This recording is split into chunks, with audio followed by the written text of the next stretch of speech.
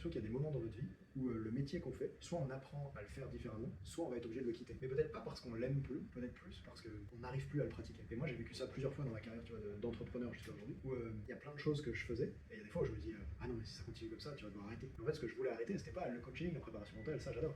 C'était d'avoir autant d'heures à faire des factures et la compta à côté. Et du coup, à ce moment-là, ça me demande de réapprendre quelque chose, de réapprendre à recruter, à trouver la bonne personne pour faire ces tâches-là.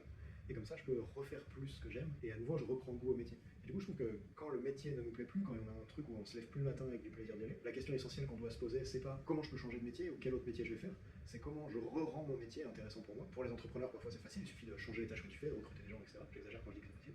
Et pour les entraîneurs, c'est parfois de retrouver des compétences que tu n'as pas, parce que ces compétences-là vont changer complètement comment tu vis le métier au quotidien, que ce soit la gestion du stress, des enjeux, des émotions pour toi en tant que coach, ou ce que toi tu peux apporter aux athlètes. Et c'est cool du coup de savoir qu'au moment où tu es dans un métier et tu sens que tu es face à un mur, que ça bloque, que c'est douloureux, que tu as envie de changer, de savoir qu'en fait tu peux juste garder le même métier en apprenant à le faire mieux.